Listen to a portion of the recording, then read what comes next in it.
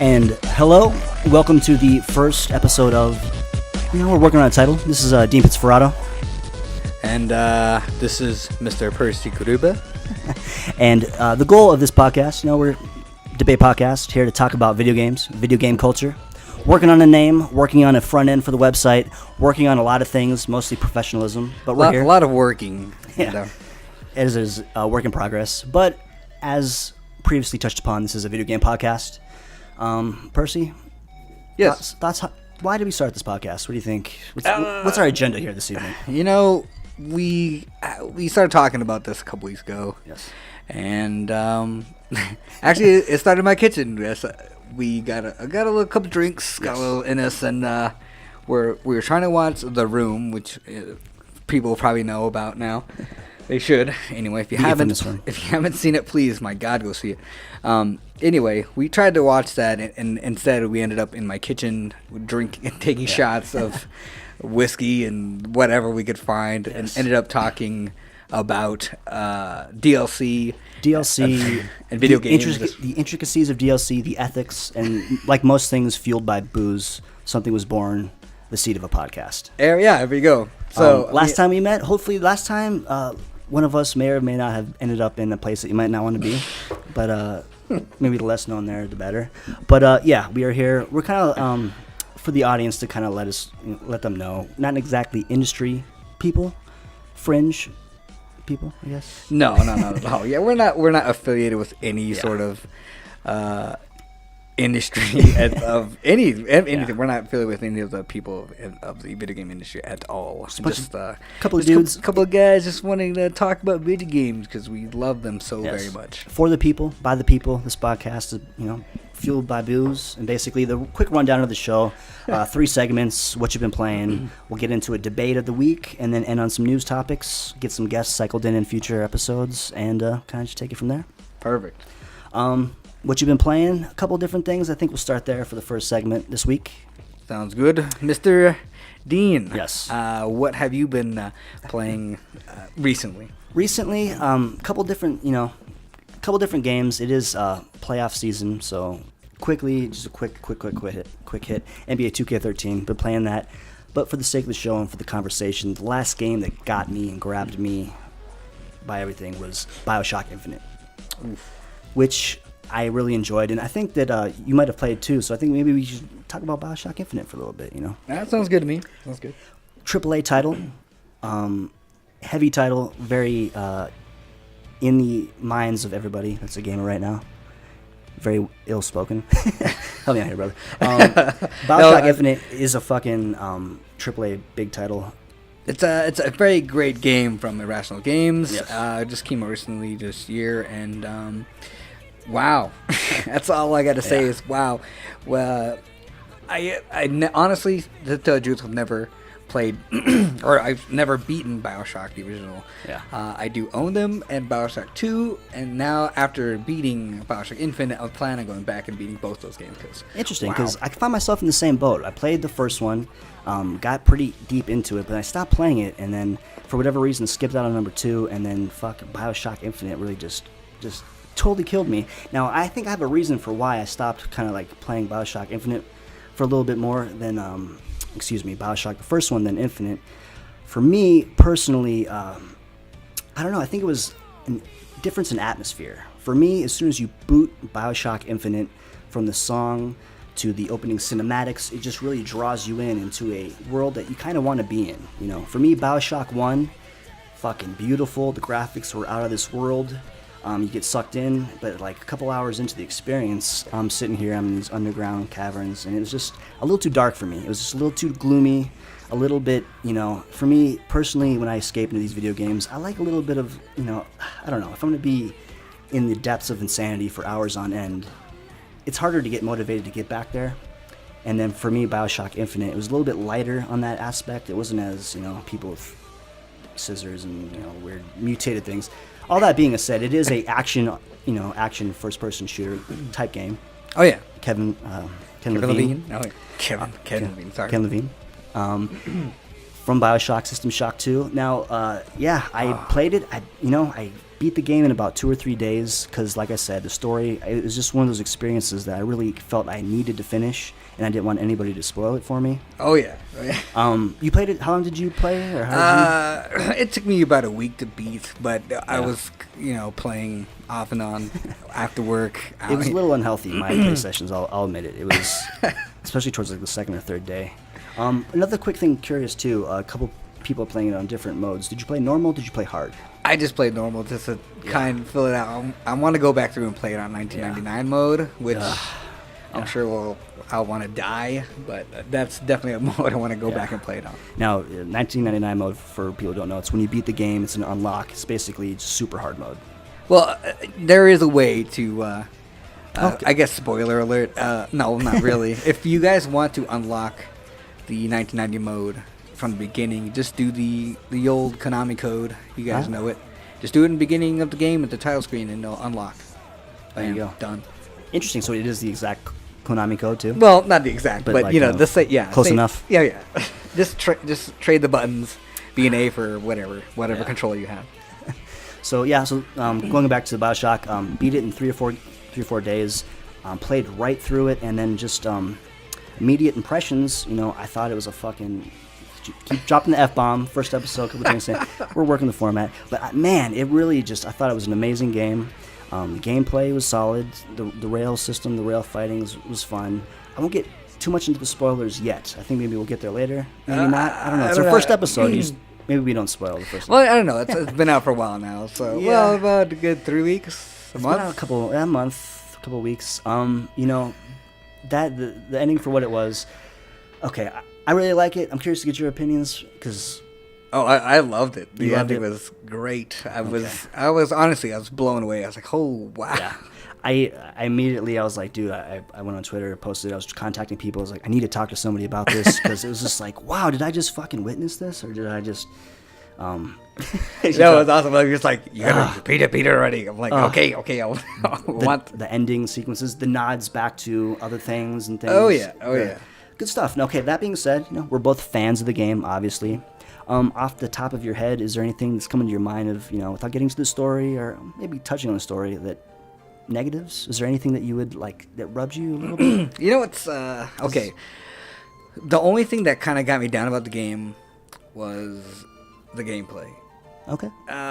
It's still good. It was great. It was still good gameplay, but at times it just didn't fit for me for some reason. Maybe it was the maybe just the movement, or maybe even aiming at the guns or something like that. But it just felt a little off to me. But I obviously still want to engage and play everything because I wanted to finish the story. Because the story is what got my attention. I just want to keep going and playing beat this thing. Man. Now, was it specifics in the actual the controls themselves, or was it more so like things taking you out of the game experience? Because I have something that maybe like in the beginning when you start walking up the docks and it's like you're getting into the story, then all of a sudden you have to like stop and pick up coins and do all these gamey things. Is that what you're talking about? Or the gameplay itself. I mean, not necessarily stuff in the story. Video game tropes. Yeah, it would probably be more like just the way the guns handled, or just the movement, maybe even from the skyhook, which was fun to use and it was a really awesome part of the game. But it's just there was something about the gameplay just. That's the only complaint, but still, I mean, it's not bad at all. Please, my God, everyone, go buy this game and play it now if you haven't. And what's your email so that people can send hate mail for? Send it to ihatepercy@gmail.com. At untitledvideogamepodcast.com. Whatever you want to do. Yeah, the gameplay, I thought was pretty fun. I played it on normal, so at moments I felt like the challenge wasn't quite there. It felt people died a little bit too easy in some spots, but in some spots I felt like it was okay. Let's go through with it. One of my critiques, maybe just off the top of my head, is maybe felt a little bit long, like in maybe like the third act a little bit towards like the third or fourth quarter of the game. And then specifically, kind of like once they start getting into, I guess minor spoiler, I guess kind of, when they start getting into like some of the paranormal stuff and you start all of a sudden you're fighting like premonitions and ghosts and things like that. I kind of wish that wasn't there almost. It seemed like they're kind of just pulling in like that was kind all of strange. Kinds of like random elements. It's like, we got zombies, ghosts, all these weird things that we're fighting. It's just like, I don't know if that needed to be there. I don't know. It helps. because it ties into the plot. Yes, definitely. I mean, it still helped out a little. I mean, I guess they needed something to fill in some of the plot there, but that part was kind of strange. Yeah. But it still added to it, and it was still a cool part of the game. But the overall feel of the environment, that just sucked you in, and you didn't want to leave. Like you're like, I want to go to Colombia. I know the people are crazy as hell, but my God, not even like playing the game, progressing. Like when you first get to off, Jesus, what's where you get up what? What's the name of the Colombia? Yeah, there you go. Excuse Colombia. me, Jesus. Okay, that's the main place. When you look it off on Colombia, there you go. I'm nervous, sir. It's the first show. I'm getting a Lancy here. Colombia. You walk out the docks. You walk through the fair. I just had fun walking around, playing games, kind of just exploring the world, listening to the music. I haven't really dove into a game and kind of searched every nook and cranny quite like this one in a long time. It's just the world itself is really fun to explore. Going to the story a little bit more.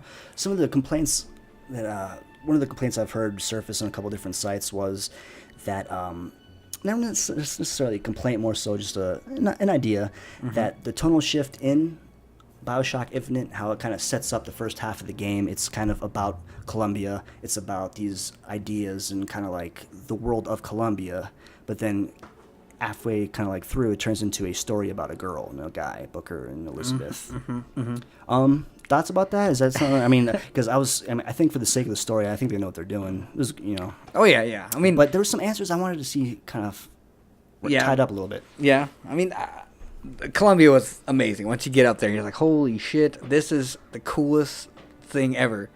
And once you get to a certain part of the game, when you handle a baseball, I was like, whoa, what the fuck just happened? And that's like 5 minutes in. It's not really super spoiler, but I mean, what happens after that and the decisions you have to make. Yeah. It's just, oh my God, it was pretty intense turning into. Well, I shouldn't say anything, but just finding out what Colombia is or the people. How they actually are. And I think that's where some of the comments are coming from, because like me too, like I wanted to see like why, like I kind of wanted to see the resolution of this, like with the Vox and like Fitzroy, and like they kind of paint these heroic characters, and then all of a sudden it's like they're going through, all of a sudden they're not what they are, and things are just, those lines aren't even like, were they even real? Was that real? Oh yeah, it's kind of like it's. Well, you want to just go spoilerific because we're like 10 minutes in. Well, everything was real in this timeline. I guess you want to say this universe, if you will. Thread. But yeah, the thing with Fitzroy was he battled with Booker and well, I shouldn't say Booker back then. He was Comstock when he knew him in a certain timeline. Okay. And they both fought together in the war and blah blah blah. And Fitzroy. I'm sorry. Fitzroy is the woman, like the. Oh, I'm sorry. She's like the freedom fighter. I'm getting her mixed up with Fink. Yeah. No, not Fink. Slate. Yes. There we go. This is the first show. Hate mail directed to. Totally get it. I personally gmail.com at blah blah blah blah. But yeah, the Fitzroy thing was she was the one that got blamed. Yeah. For killing somebody, then it seemed like there's this really cool like social, like civil war building up, and there's like a big standoff, and they kind of just don't even touch on that towards later. Well, actually no. If you did actually collect all the Voxes, what the fuck were they called? Like the audio tapes. For the sake of not knowing what they're called, they know what we're talking about. Yeah, the Vox, blah blah blah. But if you do actually the audio Vox, yeah, there you go.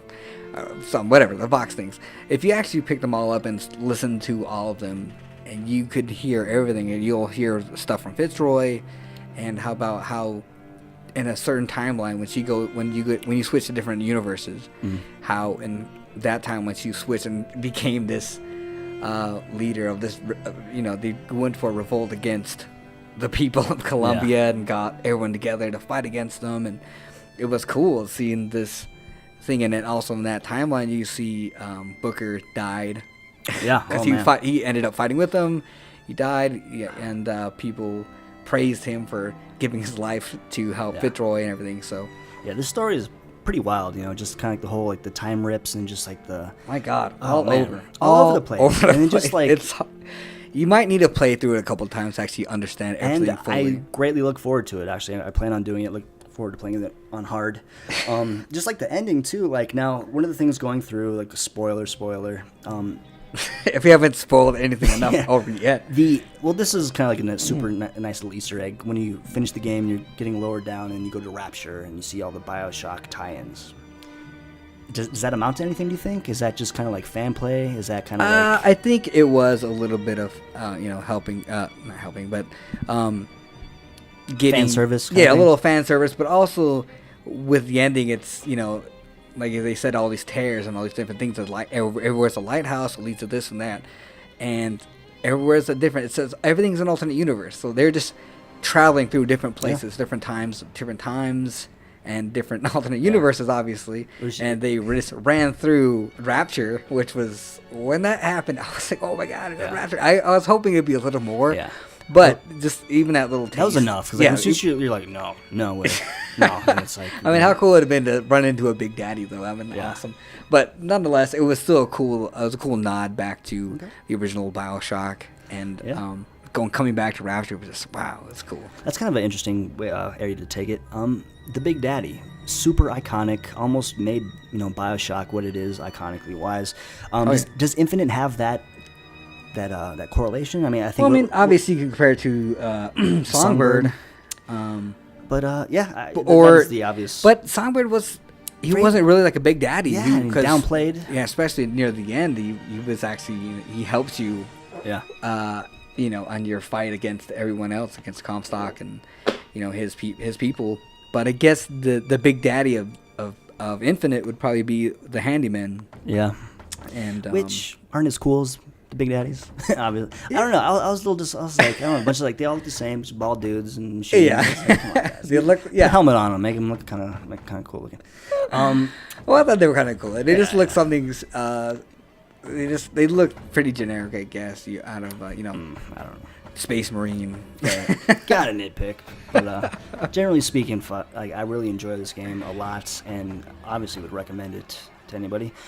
Now, I saw some controversy going around on BioShock, on the old E3 trailer, and then on the new. Did you see anything about this? How there's a huge discrepancy in what they showed in E3, and there's like a huge gaps of quality of animation, gameplay, and stuff like that, into what was actually delivered. There's comparison videos out, and people are kind of up in arms, maybe. I don't think so. I mean, from what I've heard, obviously if you look at the debut trailer of like the gameplay video, which was probably like 15 minutes long or something, something ridiculous like that. That was way early on into development, and obviously the final product is way different. Because if you can go back, it's totally different. It really is. Like I actually watched some of this, like the side by side comparisons. Yeah, the people are different. The way the people reacted different. I mean, they still have the same ideas and everything, but they're starting off in that alternate universe where you got Fitzroy and Comstock fighting against each other with all the propaganda posters all over the place and everything like that. But there are major differences between the two. From the like specifically, just like there's some things that you think that you would know early on. Like I think some of the skyhook sequences, like where they drop literally hundreds of feet through these cool buildings and stuff. And it's like wow, it's like I don't know if they tried to do that, or if that was just fluff, but it's kind of understandable to a certain extent. Yeah. I mean, there's a part in the game where you actually do kind of fall pretty far to get to a skyhook, but. Yeah. Not as dramatic as he made it in the beginning of those way early trailers from like 2 or 3 years ago. But still, pretty awesome game. Yeah. Love it. Cool, awesome. Man. So recommend it. BioShock Infinite. What you been playing? So. But if I've been playing, I've been playing a lot of games lately. A lot of old school games, I guess you could say. But at the moment, I just downloaded Guacamelee. Oh. And wow, I love platforming games. They're like one of my favorite things in the world. Looks really cool. I saw some screenshots. It looks. I love our great art direction. This has it. Dude, that's what really got me was the art direction. And you're a wrestler, and you're out to save the world. Of course, you're out to find a little lady, and you got to save her. But along the way, you fight other wrestlers. You fight skeleton people. But honestly, I'm doing the game no justice. This game is awesome. It's alright. Like I said, don't feel too bad. I'm pretty sure I hacked up Infinite pretty bad. I might not air that. It's no, that's cool. I mean, if you played, I believe the game was Outworld or something like that. Yeah. There's a game. I forgot. Is that the recently? It's like it's on Xbox Live. It's like a downloadable initiative title. It's like a post-apocalyptic 2D side scroller. Yeah, exactly. I'm you not sorry for the post-apocalyptic. I might be thinking of something else, but continue on, sir. Outworld, Outland, one of the two. But either way, there's a lot of blue and red orbs. Yes, yes, it's similar to that. So there we go. It has similar ideas where you got to use different techniques and powers to get to different areas or use them as attacks. And so far, I'm about 2-3 hours in, and I'm having tons of fun. There's like a million references to every video game you love and every internet meme you've seen. You got, the Mario Brothers are in it. There's Mega Man, Space Invaders. There's crazy. It's like Grumpy Cat's in it. There's anything you've seen on the internet. You've seen on the internet is in this game as a wrestler or some sort of propaganda poster. Nice. It is great. Now, what's like the main mechanic? Is it like a 2D fighter, kind of like a Final Fight, Streets of Rage kind of thing? No, not at all. It's not not a side-scrolling fighter at all. It's mostly a platformer. I mean, with fighting in it. Okay, but I mean, you do learn moves that are fighting moves, but these techniques and things you learn actually help you get to different areas of the game. So, like, you learn a headbutt that'll smash through walls. Certain walls you can't get through until you learn these techniques, like with almost like a flaming uppercut that actually gets you a little higher. And it's kind of like a Metroidvania kind yeah, exactly. It's totally Metroidvania. And honestly, if you press the select button, you'll get a menu. You'll get the map, and it looks Metroidvania. I dig it, exactly. Man. Developers, is it like a new project for somebody new? Or no. It's from, I believe, Drinkbox.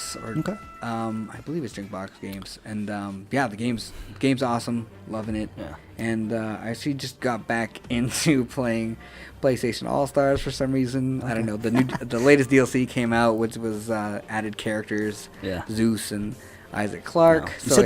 You said for some reason, is there a little bit of? Are you not proud of that? No. I bought it when it first came out. Okay.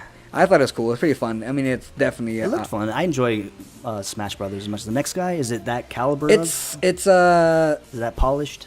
It's out of that universe, I should say. It's that kind of style, but I mean, it's it's its own thing. That's good. I mean, Smash Brothers is you got your percentages of. How long can we survive? You don't have percentages. No, God. Yeah, in fact, you can take as much damage as you want, but the only way to score points is by using your supers. And it's pretty fun, not too bad. And fun. One last game I've been playing constantly, Dead Space 3. I can't stop playing it for some reason. I've beaten it like 2 or 3 times already, and I just keep going back and back. And people were saying that it wasn't as scary as 2 or 1. Which is not bad at all. I mean, it's still fun. I think it was more for co-op, which I have done with a friend of mine, a.k.a. my brother. And we had tons of fun going through. Yeah. And it's really cool actually being the other character because you see stuff that Isaac Clarke doesn't see at all. So it was pretty crazy trying to figure things out together. And honestly, if you guys weren't scared at all really through Dead Space 3, please go download the DLC that came out for it. Holy shit. Yeah. It was pretty scary. Really, really fucking scary. Interesting.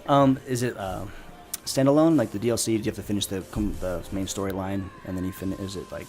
You don't have to, I don't think. But it would help if you did. Just because the way the DLC starts, it could... ruin some of the ending. So now here's a very interesting question for you. Yeah. As an outsider, as this might be kind of sacrilege to admit, I haven't played any of the Dead Space games. Oh. I don't feel so bad considering I don't think someone's played some of the Mass Effect games. It's all right. Well, I'm a PS3 guy, so I get a chance to play Mass Effect 1. Dead Space, revered series. Do I go to 1? Do I jump into 3? Do I play any of them? Play 1. Play 1? Is it worth 1? 1, 2, 3? Yes. It's worth it all. It's the story that will get you sucked in. Obviously, the gameplay. Yeah. If you guys love survival horror or horror games in general, I advise playing the Dead Space series. Dead Space series. It's great. Awesome. I enjoy some good survival horror games. Good. I like Resident Evil. In moderation. 1 and 2, 3 maybe. So cool. Yeah. There's only so much time in the day. I definitely want to go back and play those. And I hear nothing but great things. Yeah. So storylines, do they? 1, 2, and 3. Does it? Yeah. carry over? It definitely does. It helps on. Honestly, if you have like, Nice. Something like that. if you actually play through the whole things, like if you beat Dead Space 1 and go through and play Dead Space 2 and you have a save, you'll get an extra gun from a gun that will carry over from 1 to 2. It's the same thing with Dead Space 3. If you Nice. have a save, a gun from Dead Space 2 will carry over to 3. So it helps out. Honestly, if you if you have a save from Mass Effect 3 and you play Whoa. Dead Space 3, Whoa. you will unlock N7 suit for the main character, Isaac Clarke. And Franchise crossover. yeah, exactly. I like that. It looks actually. fucking awesome. It's an awesome Dude, suit. Mass Effect armor is out of this world. That's Oh, just yeah. one of the geekier things to nerd out on that game. That game, dude, you have to play Mass Effect. I will find out soon enough. Oh, man. I bought Mass Effect 2 recently, and I'll play it. And Yes. I'll I think you should be. I think you'll enjoy it, sir. all right, I hope so. I do like BioWare stuff, so Yeah. big fan. Cool, man. So, what you been playing for segment? I think we're pretty good. Unless there's anything else you want to kind of any rock left unturned, sir. Any iOS games you want to throw out there? Nuh-uh, I do not own an Apple. Okay, Android platform. You like that? You know, I don't play on my phones. I don't play any games on my phone. I think that might be something to get into. You know, it'd Yeah. be an interesting topic to get into because It's actually, you know what? The only game I've played, I can't even remember the name of it, but it's been out on iOS forever, and I just downloaded it for my Nexus 7. Okay. Pretty fun game. You're just like a guy going through a house. Not a house. You're going through a hospital. You wake up in a hospital, and you're trying to get out. There's a bunch of spirits. It's mostly like a survival horror, I believe, and you're just trying to find a way out of this house. And it's pretty fun. The character is really creepy, but I actually sat down and played it and lost about 3 hours of my life. I think needle in a haystack type scenarios, but there's some stuff to be played. I think we'll touch on that later. Yeah. But yeah, for now, after this break, we'll come back with some debate topics. We'll dive into something. Do a little debate action. We'll talk about something. So Rock. catch you on the side of this break.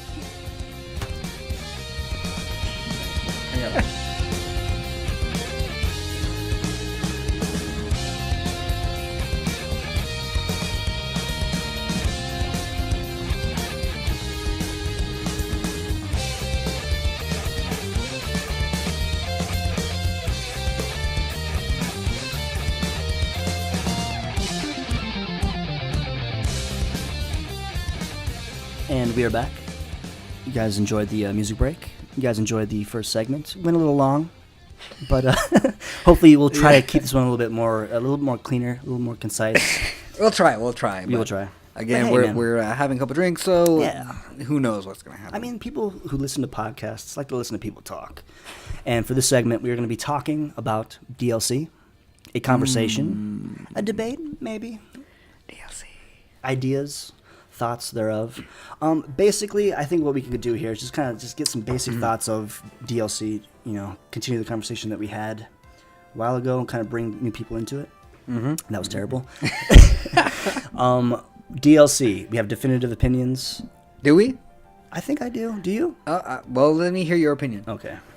Generally speaking, downloadable content in its naturalist definition thereof, downloadable content. I don't know. I kind of have mixed feelings about it. I think what we're going to have to do before we can really hash out some topics here is kind of hash out some definitions. But generally speaking, DLC that comes within 2 months of game release, maybe there has to be a window. I know there's a market for it. But generally, it kind of rubs me the wrong way. Day one DLC specifically, item DLC, map packs, that kind of frivolous type of stuff. I don't know. I feel like that in a world where we spend $400 plus for a system, $60+ for a game, that to a certain extent, you should be able to, anticipate a complete product when you get it. Like, I don't know. I think that's the basis of my stance on DLC. I don't know. I'll pass the mic a little bit. I don't know how good that was. No, I can see that. I can see that what you're talking about. But when you're talking about DLC, microtransactions, stuff like that, especially like you said, day one stuff. Day one. It DLC. depends. I mean, okay. My opinion on DLC is you don't have to buy it. Okay. You don't have to. There's no one saying you have to buy this or else you won't get a full experience. For the most part. For the most part, Especially day one DLC. I mean, usually day one DLC is usually just, maybe perks for multiplayer, or some sort of alternate costumes, or maybe weapon upgrades, something blah blah, something like that. Yeah. So it's nothing really crazy. I mean that you like Battlefield. They have some DLC where you can basically get guns, or basically rank up to get these guns, and basically you buy your way to the top. Which is fine. Again, with me, it's fine. Whatever. If you want to do that, go ahead. That's fine. But I'm gonna do it the free way and just work my way up top. I mean, that's the point of like multiplayer stuff like that. Is just rank to get to get to the top, so you get these special weapons and stuff like that.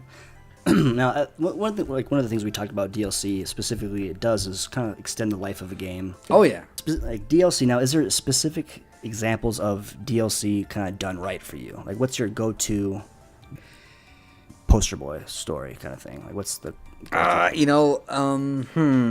depends. I mean, are we talking about story or talking like multiplayer type stuff? Just in general, I think it all encompasses. I mean, obviously you got stuff like Call of Duty, and you got maps. Mm-hmm. Obviously, people really don't play Call of Duty for the storyline. Come on, no one really does. Or Battlefield.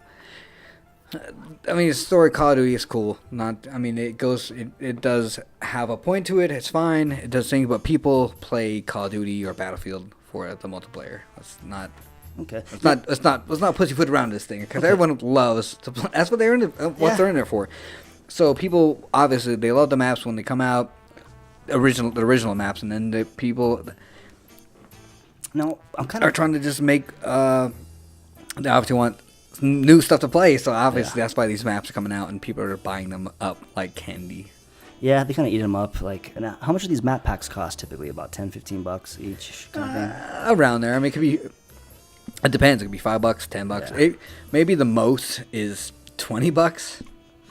Maybe, but usually if it's a $20 thing, that's usually like all the maps together. Yeah.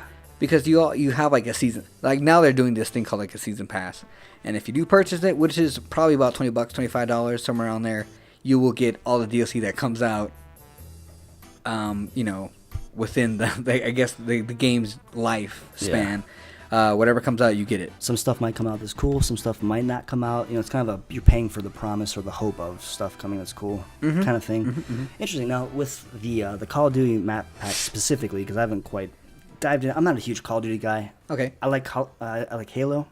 My kind of go-to DLC example would be kind of like for Halo 2. I'm just taking it way back, but when they released the original map packs, one thing that I thought that was pretty well handled is they came out well after the game was released.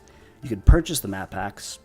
People bought them up. That was great. And then, say 2-3 weeks later, a month or so later, they offer those map packs for free. Now, is that something that's happening with Call of Duty? Is it potentially getting... No, not really. Activision money grab. Should it be free? Now, let's go back to the... Well, let me go back to that first. Yeah. Activision, they'll put out map packs for Call of Duty, and people can still play, whatever. And if you don't have the map packs, say you're with a group of friends, it'll say one of your friends doesn't have it, whatever. So you're in a group, and it'll say this friend doesn't have this map pack, so you can't play these maps together unless he gets them.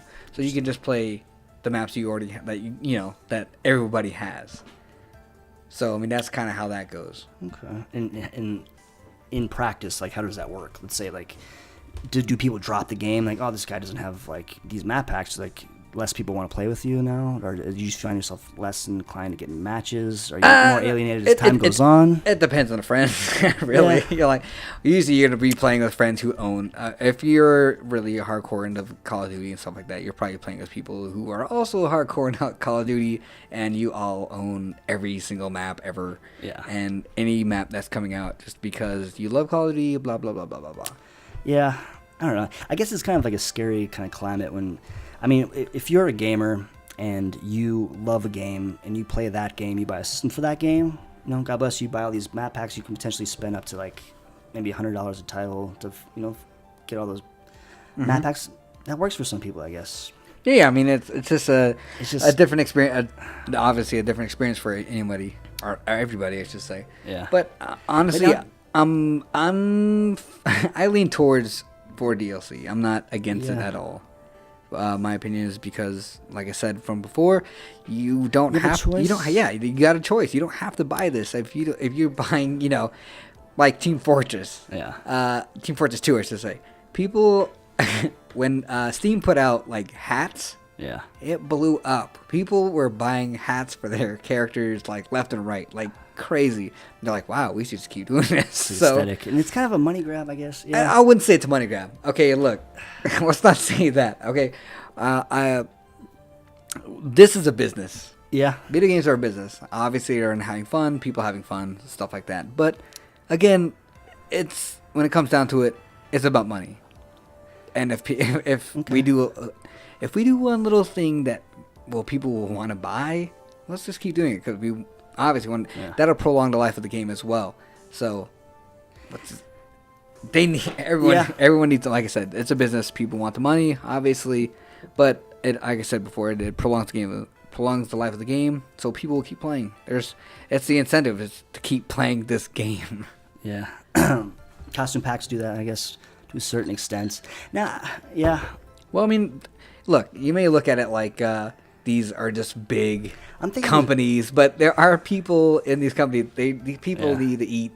And They believe spend- me, yeah, I think now with these AAA titles and like the cost of gaming and game development, like potentially does that create a issue with entry level to get into gaming? Like we're all 20+ year old gamers. We have disposable incomes to a certain extent to buy these games, systems, DLC. Let's talk about as hard as it is sometimes, maybe some of the future generation of gamers, younger kids come in and they play these, like, I don't know, put your mind in like of a 13-year-old, I guess, 14-year-old, you've waited however long, you pre-order this game, day one you get the game, and then it's like day one, like, there's all these extra stuff that you feel like, it's like how much money at the end of the day do they expect people to really spend? Because I mean, isn't $60 a lot for a game? Like, I don't know. Like, Well, in it can- comparison to everything else, I mean, like the mass amount of games that are coming out just to keep up and play with everything. Let's just say if we lowered the price, hypothetical, to a $39.99, have $20 of DLC available day one, to where people could come in and buy the game at $39.99. They have a choice if they feel they need all this extra stuff, prolonged maps, levels, things. They could buy up to, say, a certain amount for the month just to kind of keep it within a respectable realm to where more people can buy these games, play them, and there's more people just entry-level buying this product. Well, It you could know, be a potential, I don't know. Well, I don't know. Well, this kind of gets into a different type of territory. Like, you got these freeware games.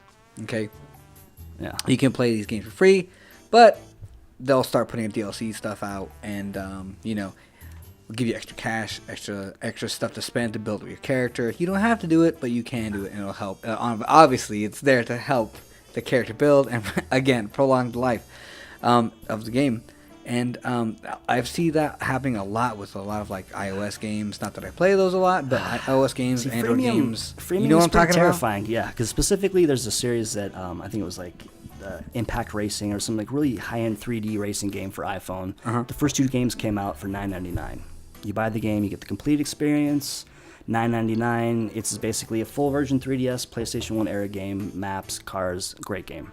The third one came out, introduced a freemium price model for free, but then they have all these like extra like nitrous packs, money packs, things like that. Next thing you know, they have like a 99, they have a $100 map pack or whatever to buy, whatever, all this other shit. But it's just like, okay, there's a choice for me to buy that or not. But at the end of the day, You're like, not it gonna kind of like breaks the experience. See, that's to a different. Yeah, certain you're not extent. gonna feel the whole experience of the game if you don't get this. I think like even way back when I was hearing something about like you might know more about this, but specifically Gran Turismo was kind of scratching around with like a per car thing, or you buy like a couple tracks and then you could potentially. I don't know. I think so. I heard some rumors of that way back that they were exploring that possibility, but then just like the possibility of potentially spending literally hundreds of dollars to complete what would previously they released on PlayStation 2 or PlayStation 1, Gran Turismo 2. You had all these cars and stuff. It's interesting. I don't know. Because I don't know. It seems like we're dangerously close to a game bust, do you think? Like with all these like mass market, for the price of these AAA games, that they have like these artificial things for like back end money with DLC stuff like that, and it just costs so much money. Well, I mean, I think what it comes down to is the game development. The price of making a game is insane. Yeah, right now it's ridiculous. Like, it's crazy. So that's why they're putting out this DLC, because they want to make the money back. I mean, that's why they're trying to make all these everything look fucking badass just to get their money back. That's what they're really trying to do. Yeah. Which is, I don't think is a bad thing. I mean, like but there's some instances of DLC where it's there's a little kind of like they're just getting away with murder in some cases. It seems like they're just playing on the heartstrings of these people. Kind of specifically, I know it's kind of close to your heart, but I do have something in mind. Capcom. I'm not a big fan of how they handle their DLC. Like, I think I bought Street Fighter 4. I got it, paid full price for it.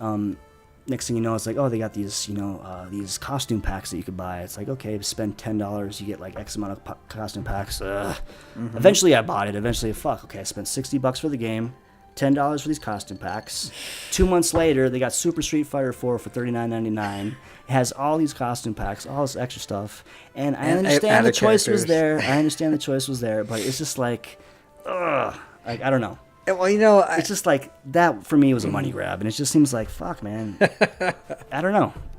I kind of felt that way on that as well. And they did the same thing with Marvel vs. Capcom. Yeah, more so with Marvel vs. Capcom. Yeah, 3, they got the ultimate. First, I bought the extra characters in the first one. Yeah, when the first one came out, Marvel Capcom 3, I was like, whoa, cool! I'm gonna fucking play this game. This looks awesome. Wow, badass. I even got like the $70, $80 version, whatever, the more expensive one. Fucking buy the $80 with that you get 2 more characters. You get Jill Valentine, and what the fuck's that guy's name?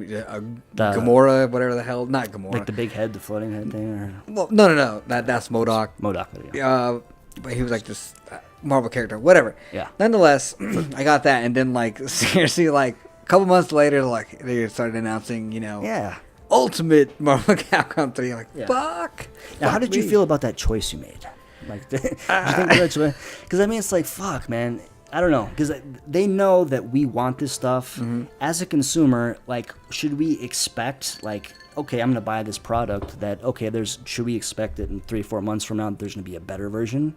And if so, why buy the first one? Why buy the first? And people subconsciously kind of hold back a little bit. I don't know. It depends. I look at something like this. It's a dangerous game, sir. Well, I look at it like this. Okay, Fallout 3, yes, or even Fallout New Vegas. They had numerous DLC packs, mostly for story. It wasn't like little things for, hey, you get this gun or you get this hat. Yeah, it's actually like a whole storyline of this different place in the game or whatever. If you are hardcore into the game, you're going to be buying the DLC one every time it comes out, because they're probably going to be fun, blah blah blah. But if you wait, usually these will Game of the Year edition. Yeah, they'll have like a Game of the Year edition, or they'll have Ultimate Edition, which includes all the DLC. So I mean, usually your favorite games that have like DLC, they're going to be putting out an Ultimate Edition of some sort that includes all the DLC. It seems like just wait, and if people are expecting just to kind of wait, doesn't that potentially hurt the companies? It's like they're... No, because not everyone's going to wait. Yeah. Not everyone's going to wait. I mean, obviously... I've waited for some stuff. Yeah, so have I. I mean, it's still... Like, back a little bit. Oh, yeah. I mean, with the Fallout stuff, I've waited for the Game of the Year editions and bought them. I bought them when they came out because I did want to play the DLC. But I was like, it's going to come out. Yeah. I just got to wait a year or whatever. But it will come out and I will have them. And honestly, I'm kind of glad I waited because, wow, am I happy now. Let me think of some other good. I mean, because I love, I'm waiting for some BioShock Infinite DLC. I'll probably play it, and I'll probably download it. So, but there was that window of, the game was released. We released it as a complete product. We're confident this is a complete product. It's out there. People play it. They beat it. We have a choice to play it now, beat it, or we can wait, whatever the fuck. I beat it. I'm waiting for the DLC. I feel good. Okay. Day one DLC, I don't know. It just feels kind of like, story stuff. It should be on the disc. Going back to the Street Fighter stuff too specifically, I think that was even on the disc. That wasn't even downloadable. I think that was more so for the Marvel Capcom 3 thing, and Street Fighter Cross Tekken actually for I think they had Mega Man, Cold, Pac-Man, a couple other characters that were console specific, and people were hacking the game on Xbox, and they were being able to play them. But still, I mean, it's not. I still don't. I'm still with them on this because I know Evil Empire. You bought. whoa. I mean, Sorry, you did buy a game. Mm-hmm. They told you they showed you what was on. They showed you what you were buying. It's not like they necessarily hiding. I mean, obviously they had the stuff on disc of that. I mean, if you want to play them, if you want to use them, I'll take you. I see where you're going. I'm there with you on the DLC. I don't know if I can go with you there on the on disc stuff. Like, I don't know. I'm still. I guess I'm so passionate about the industry and everything. It's just if it may also help out with loading, and it may come down. No, not loading. Down to loading. It may come down. I'll wait for the game to load. I'll wait for it to load a little extra longer. Just to keep it off the disc. It just feels dirty to me. God damn it! No, I'm talking about something else. I mean, it may come down to something more than Okay, like saving space. I mean, it may help out the the gameplay experience. Like, say if you're playing Fallout, a game of Fallout, a world that is streaming off the off the disc. Is that what you're getting at? Yeah. I guess that's what I'm trying to get at. What happens when you download a game? Well, I mean, you're still streaming, but it saves you space. It does. It saves you tons of space. Yeah. Generally, I mean, this is a little bit of a scatterbrain. This is our first brush at this, conversation of DLC. I wouldn't quite call it a debate because I'm not really too proud of myself on these aspects. But just touching on some kind of like, I have a list of just different popular DLC that kind of made a lot of money, and I'm curious to hear your thoughts. The Grand Theft Auto 4. How do you think they handled the Ballad of Gay Tony, their trilogy of DLC? I think they handled one of the highest. Yeah, they handled it well. I mean, Rockstar is a fucking rock solid company for the most part. Yeah. I mean, L.A. Noire wasn't. What happened with that whole shindig was. Yeah, what happened? But let's not go off topic. Yeah. But Focus. I think they handled it pretty well, honestly. I mean, people who haven't played those DLCs yet, please go back and play because they're really fun. And I think this is kind of going to the definition because I mean DLC versus expansion pack. Like, because I know in the old PC world, you buy expansion packs. It was known that you'd buy an expansion pack to a game, you're getting a continuation of the story. Now with DLC, kind of the lines are blurred. Like, DLC is a hat, is this, is that. Because Grand Theft Auto, Ballad of Gay Tony, now those are like self-deployable. Like you don't even need Grand Theft Auto 4. Like you can actually like buy it and it would run itself, kind of thing. Like it. Yeah, I believe so. I mean, later on, obviously, they put out a disc of just the I did see that. The DLC packs for Lost and the Damned and the Ballad of Gay Tony. Mm-hmm. So without, you obviously didn't need that. Need the Grand Theft 4. But I mean, it's still around the same place. Everything was, the same era, same everything. So it's not. It ran perfect with everything. Yeah, I'm trying to say. Another success story, Borderlands. They handled their expansion packs. Each met with critical praise. Pretty good stuff. Very much so. Generally speaking, I don't know, man. DLC is a tricky kind of nut to crack. It's a very touchy subject for anybody. Now, it seems like you're generally pro DLC in all forms.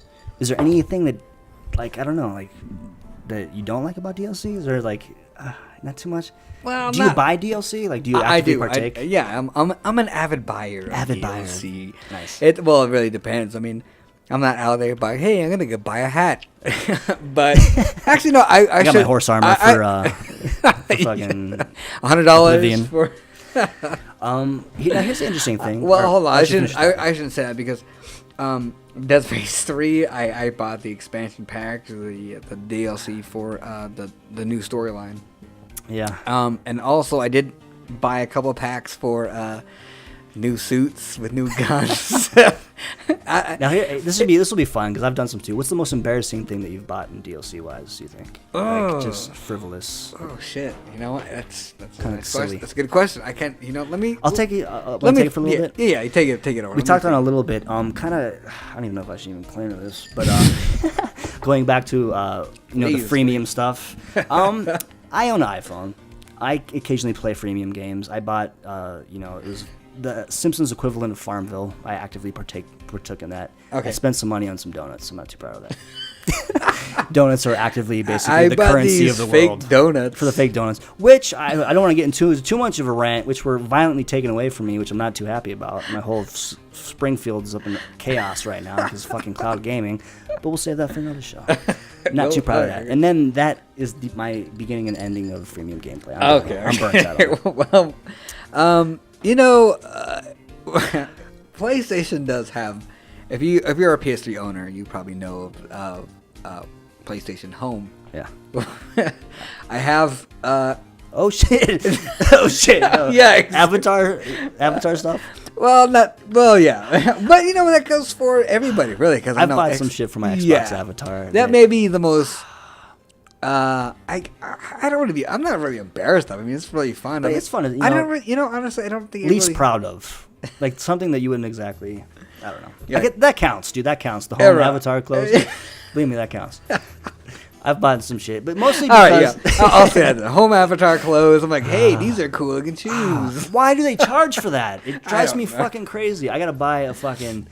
And I don't really play it that often, if at all. I was actually pretty excited about that. Maybe once a month I'll go and play with a couple of friends or a friend.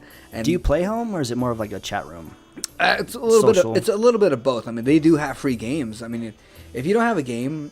when you first buy a PS3, but usually they come with a game. But if you buy a PS3, I mean, there's this thing called Home, which you can go into, and you have like a little avatar of yourself or whatever, and you run around. But they do have freemium games where you can go and play whatever. So I mean, there's a couple different types. There's shooters and platforming type stuff like that. So I mean, you can play free, but they do have some DLC stuff with it that can help out. Now, I do have a kind of an interesting kind of way we can take this. Going back to DLC, sir, I'm a collector. You fancy yourself a collector? Oh, yes. Collector of games? Yes, please. These digital download extras and little tidbits, little level packs, hats, fun things. 10 years from now, Xbox Live, PSN infrastructure is not quite what it is. Nostalgia kicks in and we want to go back and play some of these titles. You go reach for our shelf, you pull out the disc off the shelf, put it in our system. Is that is stuff missing? Are we gonna have access to all this, DLC? Does it matter? I think honestly, I think you will, as long as you have it saved to your hard drive. I mean, what are they gonna do? You can't. Now, what if it's a game that you haven't played and you wanted to like buy DLC? Is it gone in the ether? Do you think? Or these are interesting things to think about. Honestly, it depends. I mean, I think it will be for the most part. And if you had a choice, I think I would choose to have the complete disc. If I had a choice, but I don't know. You can have like a physical copy than a digital or game. just to have everything that ever existed pertaining to that title on the one copy that I could pull from maybe 10 years for the most from part, now. those are like AAA games, or like these are crazy games. I mean, you're not going to get like these cool independent games like Journey or actually no, I shouldn't say it. Journey did come out. They did put out their they put it out on a hard copy, which included both their two previous games, which was awesome. But I mean, you're not gonna get like some of these other games, these indie developers who were. I guess, less specifically like the actual downloadable titles, because obviously they might do a downloadable collection. But let's say like Fallout, when you download all these extra downloadable packs that might have been only offered digitally. There's no disc. Well, like I said, I think it'll be fine as long as you have it downloaded to a hard drive, and you still have the hard drive, and it's still working. Ladies and gentlemen, keep your hard drives in a cool, safe storage area. 10, 15 years from now, man. I don't know. Which I believe I'll still be playing games forever. Yeah. Shit, dude. I mean, I do. That's kind of my retirement plan. But like, that's a hell of a plan. It's difficult though. Like even I think just like a quick reference. I recently bought a couple years back a old like Game Boy Color Zelda Oracles copy. Internal battery was dead, so it's like even physical media has its limitations. Oh yeah. So they couldn't save, couldn't do anything. Well, what's weird is with that. I mean, you got these Nintendo carts, NES carts that are still working. Yeah. So, I mean, dude, that's... I'm like... when they come out, like 84, 80, that's so long ago. Fuck, the system still works, Yeah, it's exactly. Insane, So it's like, I think a lot of these, too, it's like people get so caught up and they really don't think about kind of like long term, or they really don't care to a certain extent. No, yeah, it's all the now. Yeah, it's the now. What It's the now. now? And it's like people sell their old libraries, and like 5-10 years they get tricked into rebuying them in PSN Network and stuff. So hold on to your old games. I got nothing else to say. I don't know. We kind of rambled on. And on Xbox Live, people. Xbox Live. We're about 30 minutes in. I don't know. This is been a conversation of DLC. I don't know if you quite solved anything. Or... Yeah, there's really no debate here. No debate. Not necessarily, but I mean, when it comes down to it, Dean's against. Well, I wouldn't say Dean's against it, but I'm kind of. I'm weary. Yeah. I'll color me old fashioned. I'm not against. I'm against day one DLC de facto. What color? What color is old fashioned? Brown is like a brown color. Yellowy tan? brown tint. Nothing appealing. Basically, yeah. Day one DLC, generally speaking. Story DLC, I like. You know, just keep it a month or two after the fact. I mean, give me some respect. If I buy a game, give me the fucking finished product. I paid $60 for it. If I paid $80 for it, why do I gotta spend up to like $140 to just get a fucking hat? And you talk about a choice. The pimp may offer the hooker the heroin. Oh, okay. It's her choice to take it. It's her choice to take it. What game is it? This is EA. EA's the pimp. Oh, we are the hookers, and they're feeding us needles full of heroin, sir. Yes. No, I believe so. I have no hate towards EA. Even I love EA. People were, we're the worst. They're the worst company ever in the world. Obviously, I said EA because that's the go-to. That's I know. That's definitely go-to. But you know, I have much love for EA, and you know, I've been with EA forever. Yeah. You remember playing like EA sports games? Dude, it's in the game, sir. Exactly. I love early Genesis live games. Perfect. Hockey games. EA Sports. It's in the game. Boom. So yeah, exactly. So no. I mean, I have nothing against EA. They are not the worst company in the world. There are definitely way worse companies in the world that are hiring child laborers. Yeah, they might be the worst company in the world.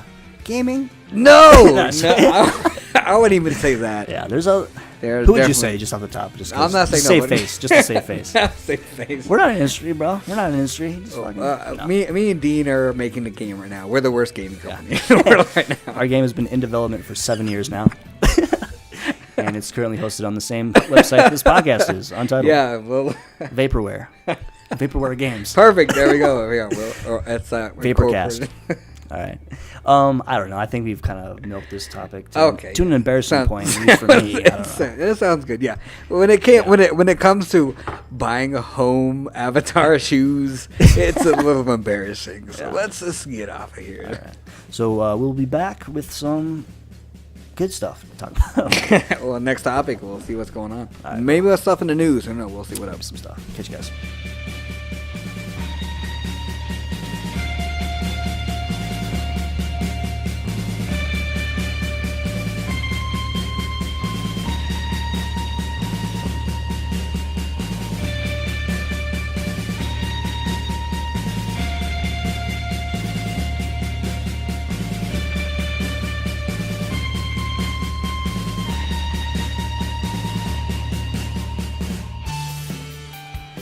And we are back with the last segment of the first episode of Untitled Video Game Podcast. Working title, people. It's an awesome title. We have so many good titles, we don't want to blow them on the first go. We're going to refine them. We're going to launch proper. But we are back, and in this segment, we're going to be talking about Nintendo Direct. Recently released a little video for the fans. Mm-hmm. Talked about 3DS a lot. Mm-hmm. Talked about Wii U a little. Thoughts? Well, okay. They announced a lot of great games for 3DS. And honestly, I own a 3DS, and the games they announced and stuff, I'm going to be buying a 3DS XL. I have to. I mean, I love the 3DS. It's awesome. It's a great system. But it hurts my hands if I play for too long. My hands get cramped. The buttons are a little small. I as well own a 3DS. I fucking love my 3DS, man. I don't know, especially with these announcements. It's like the year of handheld gaming again. It feels good, man. You know, earlier on, Nintendo did a Nintendo Direct, and it was supposed to be the year of Luigi. I don't know where that went with this last one, because we got some cool games announced. You got the new Mario Luigi RPG, which Yes. it does include Luigi, which is whatever, it's fine. And you it got kind of, in his dreams, it revolves around him. We got new Mario Party coming out. We have a new Link to the Past 2. That might be the holy grail that we can get to. That's the reason I'm going to be buying a new 3DS. Now, before we get there, there's Yoshi's Island as well. There's a new Mario Golf and a Donkey Kong, Animal Crossing. A lot of retro. Well, you know what's funny is like I totally forgot they were gonna be putting out a 3DS Mario Golf game. Totally forgot about that. Yeah, this was announced a while ago, but they it seems like they just put it back out there again, and it's like, oh yeah. There was a couple of those because I think Animal Crossing as well was one of those where we heard about it before. Donkey Kong, we heard about it before. They're talking about it now. But yeah, man, there's a lot of great games out of the lot. What get you the most excited? I'm stuttering. It's all good. Yeah, this game would get me stuttering too. Link to the Past 2.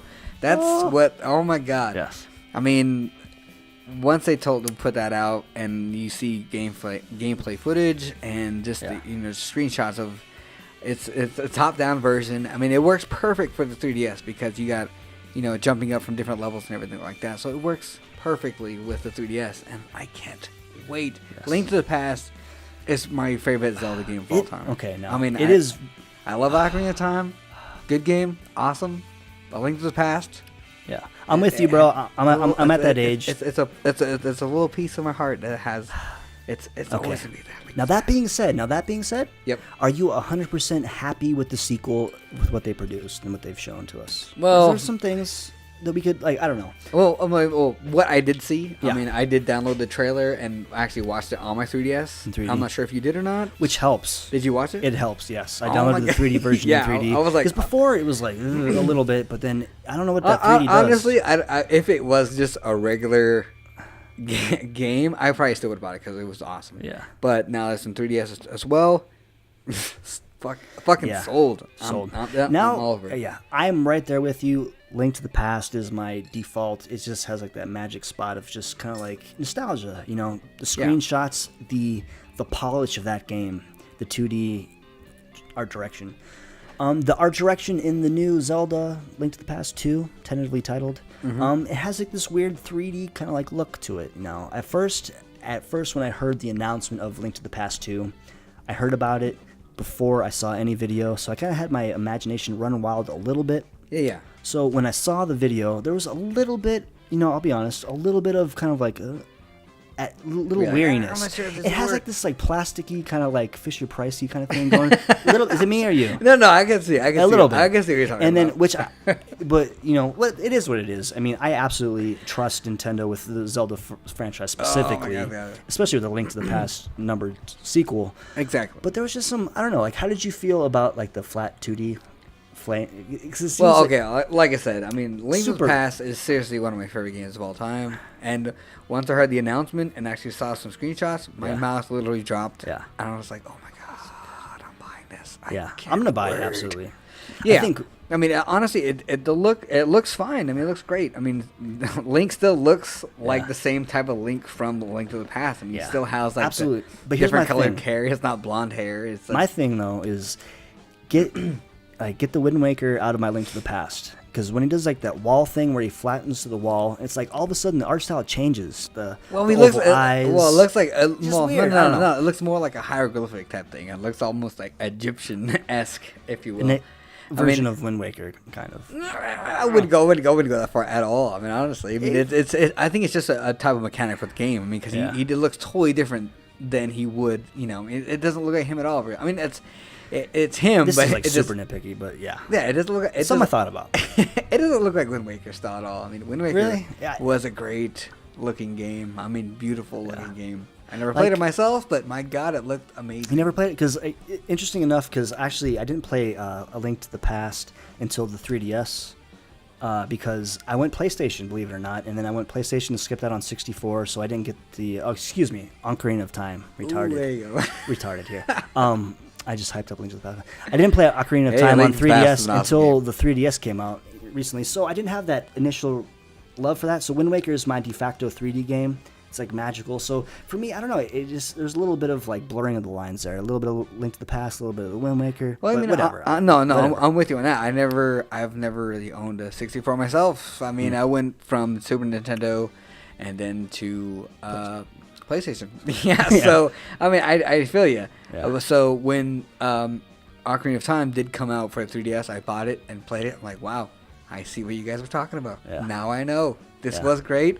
Water Temple is a pain in the fucking ass, but you know, it was apparently it was a lot easier in the 3DS version because they told you where to go. Basically, they held your hand and was like, "This is where you go." Little assistance there. Either way, it was a little broken. It was a great game. I did like it. It was really awesome. Yeah, but like, Wind Waker too. I think Wind Waker holds up because it has like that timeless art style that you can kind of go back and really appreciate. Like, we are getting an HD remake on Wii U.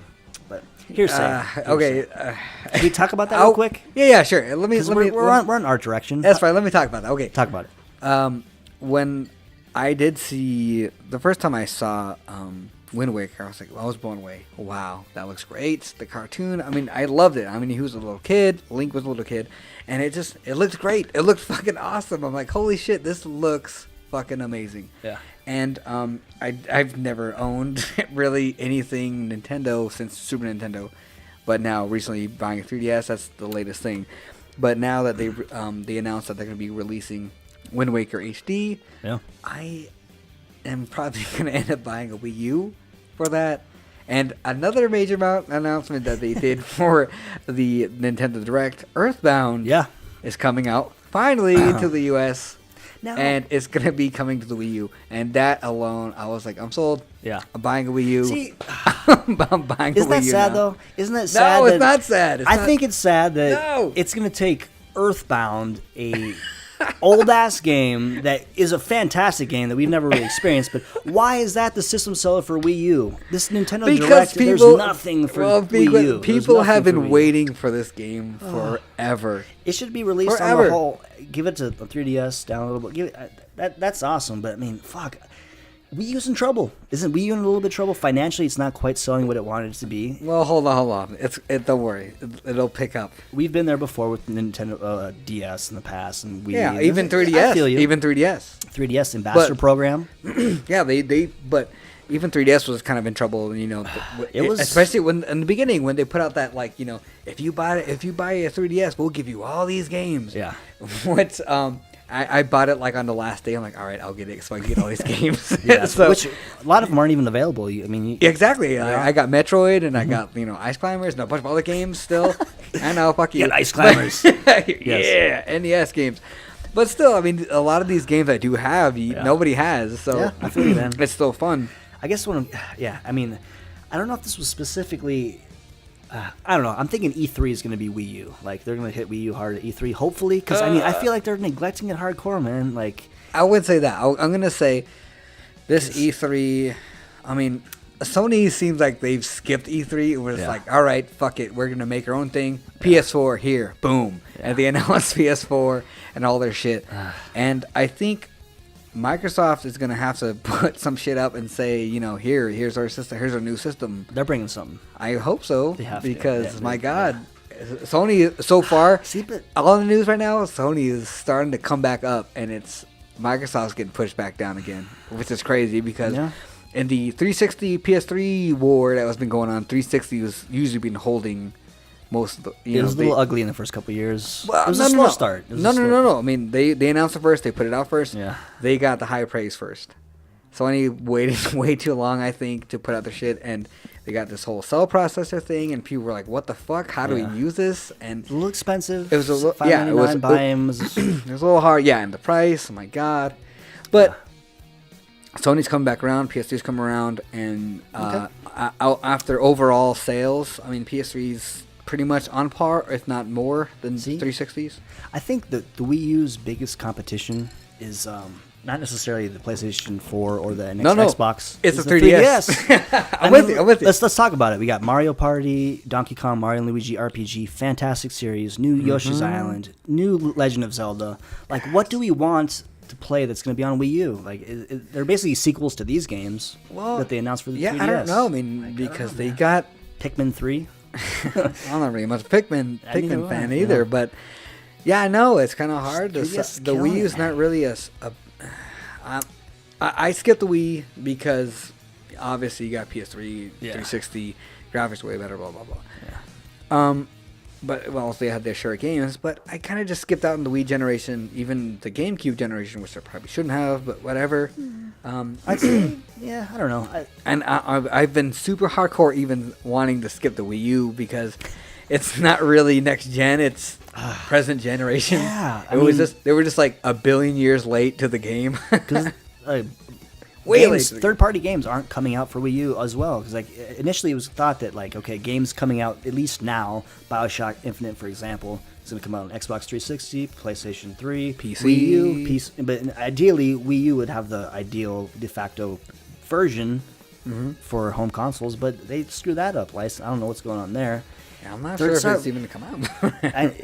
It's Wii obviously U is not. like- It's yeah. not coming out for it. No, I mean, Wii U is- Unreal is not signed on with Wii U as far as I know. I don't think so, yeah. And it seems like a lot of these games, it's like Wii is or Nintendo for that matter is a Nintendo publisher. They make their games, they sell their games, live and die by it. And I don't know if the Wii U. I think it's tricky predicament with the 3DS out there. I think the Wii U is going to be a hard sell for a lot of people now because, like I said, with the new Xbox coming out now, PS4 already announced, new next gen's coming in, and like I said, Wii U's what PS3 and Xbox 360 is now. Because at least And like they're way late to the game, and I'm not sure if people are really going to be starting developing for Yeah. that. Because it's a tough sell. Because like you can kind of sell in a snapshot. You just show two people holding the Wiimotes playing tennis. Boom, concept sold. Like Wii U, it's like you got this gamepad. You got like, what is it? Is it a peripheral for the Wii? There's a lot of confusion out there. It seems like there's not like a definitive game plan. And I don't know, man. Like what's exciting is are we gonna get like Mario and Luigi 4, Yoshi's Island 4? You know, it's weird. Link to It's like the Past only 3, it's reason like- I would buy a Wii U at the moment is to go on the their version of like their store, Nintendo store, whatever, to buy Super Nintendo games or older games that I haven't played yet, or the older like games. Earthbound, right? Yeah. Isn't like, that like Earthbound? just coming- fucking release Earthbound? I feel like an asshole, but I'll probably buy a Wii U just to play Earthbound. He's gonna buy a Wii U to play. I feel like a Super Nintendo game. No, exactly. Ah! I mean, you could. They're buy, winning, dude. You're telling me these companies aren't evil, bro? Come on, man. They know, bro. They're playing our strings. They're playing the high I know. strings. If they put out the whole back catalog of Super Nintendo games, that's what gets everyone me. would have one. Everyone. There's no reason why on the 3DS shop. I feel like the 3DS shop alone. I know they should have slacking. They should have Super Nintendo games. Nintendo put out Super Nintendo games. Take on the our 3DS. money. They know that the money. Exactly. I would throw so much money at them if they put Yeah. out Super Nintendo games. I bought on 3DS. quality, like Game Boy Color games. I got Link to the Past. Exactly. I mean, people are like, they're putting like homebrew stuff on their. When they put like the PSP when that came out, they put homebrew out on there, and they were playing like old school Super Nintendo games on there, and whatever Genesis, Super, whatever. And why can't they put that stuff out on a 3DS? People are dying to buy it. They are. And it's actually really what I really enjoyed from the 3DS was they introduced at the beginning was like those 3D classics. Like, did you play any of those? I have not downloaded them, but I've seen them. I've seen them in action. Like the It's Kirby weird one. though. It's like they have like Excite Bike, they have Kirby, and they have like Urban Champion and like some other crap. It's just like give us Super Mario Brothers 3, give us Zelda 2, Yeah, I'm put them in waiting 3D for- classics. Exactly. Take our fucking money. Really? I want to give it to you. It's just like. But one thing that we didn't touch upon is that the Zelda Oracle of Ages and Seasons are coming to the 3DS downloadable shop. Haven't played them, tried to in the past. Excited for it. Well, you tried it now. I will try it. I will download it. Awesome. It will be downloadable content, and I will contradict myself in the welcome to Untitled Video Game Podcast. nothing wrong with that. It'd be awesome. I don't know. I'm either going between contradiction or vaporware show. What do you think? I don't know what the contradiction show. Pundits. But yeah, man. That being said, 3DS, it's a good time to buy. I think 3DS XL looks fantastic. I think for Nintendo, this year is going to be the year of the 3DS. Yeah. I mean, Wii U, unfortunately, is not really going to be getting too many games because, like I said, I mean, you got new next generation coming out. You know, we got like the next gen games are coming out. My God, Sleeping Dogs. What's yeah, that? right. Sleeping Dogs. Sleeping Dogs. Whatever. I think that's actually coming to Wii U. I think. Yeah. Because Ubisoft, I think, because Ubisoft. Oh yeah, they did announce it for you. Is one of the only companies in bed with Nintendo, third party. But but either way, I mean, there's going to be tons of next gen games coming out that probably won't be coming out to Wii U because that's going to be. It will now be considered last gen once these. No, I guess kind of like going back, 3DS, these 8 games we talked about it. Yeah. All sequels. Like, are you happy with that? I mean, we know that they're going to be quality to a certain extent, right? Well, you mean like Link's Past 2 or like that? Yeah, I mean, but like, where's the original IP? Is kind of like where I'm scratching around. Oh, we're getting like 8 new titles, as all this stuff. Yeah, as for Nintendo, it's. When was the last time you got like a new IP? I think Pikmin might have been it. From Miyamoto, at least. I don't know. That might have been it. I mean, I can't really think off the top of my head. Unless, like, Wii Sports counts. Or they obviously changed it. But, I mean, come on. Give us, like, a new character, I think, right? Are we ready for a new character? No, yeah, of course. I mean, we're always welcoming new characters with open arms. I mean, please, give us something brand new. Like, take, like, we do love, like, sequels and stuff like that. I mean, as long as they're good. For it. Yeah, exactly. And people love it because a nostalgia factor will help with that. But we're always looking for something new. New, please. Yeah. Wii U. Give us some new. Give us some stuff. Give us something awesome. Because, I mean, what's the Wii U at right now? It's like $250 buy-in? $300? Somewhere around there, yeah. I'm interested to see what they do once these new systems come out. Because, I mean, I don't know. Because PlayStation 4, the next Xbox, it's going to be a lull in the beginning. Especially with the lack of backwards compatibility. I mean, you're really going to buy into that system and play that system. So there's a good opportunity for, like, Wii U to really kind of shine here. Let's see if they do it. I don't know, man. I don't know. I don't see. Unfortunately, I don't see Wii U going super far. Because like they're too late to the party. Wii was behind a generation, but it had that that untangible coolness to it. Like everybody had to play it, everybody had to buy it. It was easy to pick up and play. I don't know if Wii U's got that. I don't know. It'd be hard for them to dig out of it. Well, I mean, the only thing Wii U is going to have for it is like a brand new 3DS, not 3DS, a brand new 3D World of Mario game, and a brand new Zelda game. Yeah. That's the only thing I think they, maybe a Metroid game. Yeah. I mean, they only got their owned characters that they can really play off of as for now. I mean, like I said, their EA's, like I said, they're going to be putting out a couple games for Wii U, but next gen's coming. It's here. It'll be, the one is coming out this year. Yeah. As I will say, on a random of a side, as a collector, buying into Nintendo isn't that bad of a proposition because you can buy in for cheap. The games themselves, as long as you stick to Nintendo published games, hold their value more than anything else. So I don't know if you buy games, you collect them. Like, you can literally buy a game, play it, and then sell it for, relatively how much you paid for it, if that's what you're into, if you want to, stretch your money a little bit.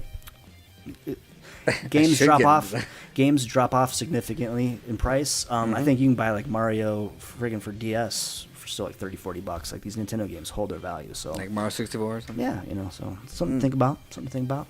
I don't know about this round. I'm not sure about this round, but as for the older games, yeah, I can see that for sure. Yeah. Yeah. I bought Mario Tennis for 3DS. Wasn't happy with it. I sold it for about the same. Very close. Maybe to $5 off. Yeah, I think you okay with that? Yeah, I'm fine with that, I guess. if you need the money. Well, no, if you don't play the game and you want to sell it, why not get fucking money for it? I guess. Well, again, I'm more of a collector of games. I collect too, bro. But if you're not, you don't collect everything. You don't collect games you don't like, do you? Well, I do own a copy of Duke Nukem Forever, so I'm not sure. Wow, he went there. I did go there. I slid back from afar. I didn't know if I could take that trip back to the 90s. Was it any good? Duke Nukem Forever? Fucking horrible. I played as a novelty to laugh at. You can't even laugh at it, like a room type appreciation. Okay, I played the first mission, and I wanted to die. It was so horrible. In fact, I played with my girlfriend and one of my good friends. We played together, watching it. Like, holy shit! They were like, "This is horrible." And I went to the bathroom. You can go into a toilet and there's a piece of shit floating around in it, and you can grab it. And there's an option to grab a piece of shit and throw it. Why? I don't know. It's like, you guys waited 30 years to make this. For those who don't know, this game was in development for like 15, 20 development years. hell. My God. Companies and people have died working on this game. Apparently for nothing. So. There are kids that were born in the beginning of this development of this game are now going to college. So yeah. So yeah, Nintendo. Okay, yeah, let's go back. Yeah, Let's go back to what we were talking about. Sorry. Yeah. So 3DS XL, I'm excited for. I think this year is the year of 3DS. As for year Wii U, 3DS. we'll see. We'll see what happens. Yeah, there is, Nintendo. They know their shit. They can potentially come back, but I think it's gonna be a tough hill to climb. Depending. Totally agree. But 3DS, I think, has a promising future, especially with the games that were just announced this week. So I think it'll be all right. Okay. Actually, one of the games I'm kind of really excited about that's not really necessarily published by Nintendo. Did you ever play Rocket Slime for the original DS? Nope. It is a awesome game. Square Enix game. It basically Dragon Quest spinoff. The last Nintendo system I had was a Super Nintendo. I'm not listening. I'm just talking. You should try it out. And then I got a 3DS. So there we go. Sorry, we're talking original IP. I think you should check out Rocket Slime. Rocket Slime. It's pretty badass. What is it? Square Enix. It's a spin-off of the Dragon Quest series. So basically, it's like a action RPG. You tanks and you build up these monsters tanks. Really original, fun game. They're coming out with a sequel for 3DS. All right, cool. Check it out. I want to check it out. I like the sound of that. Hey, did you buy the GameCube? Nope. Thank you guys. Testing me here. I told you, Super Nintendo, 3DS. That's my gap. Yes. I got nothing else. I think I'm pretty. We're about an hour and 20 minutes in for today's talking. All right, everyone. That was something. Thank you for listening. Thank you for listening. I might do some editing. I might not, but tune in soon. This is Deep It's Frado. That's my name. And this is Percy. Also known as the one pariah on every social network ever. So please find me, follow me, me, whatever the fuck you want to do. Check us out. We're gonna find a homepage for this somewhere. Eventually, we'll find somewhere. We'll help. Don't worry. Host us. If you made it this far, I know that you're interested in what we're talking about. So believe me when I say this. We're working on the format. Yes, very much so. Finesse, professionalism, and more booze. Thank you guys for listening. For Untitled Video Game Podcast, his name is and this is Percy. And thank you guys for listening. Catch you guys soon. Peace.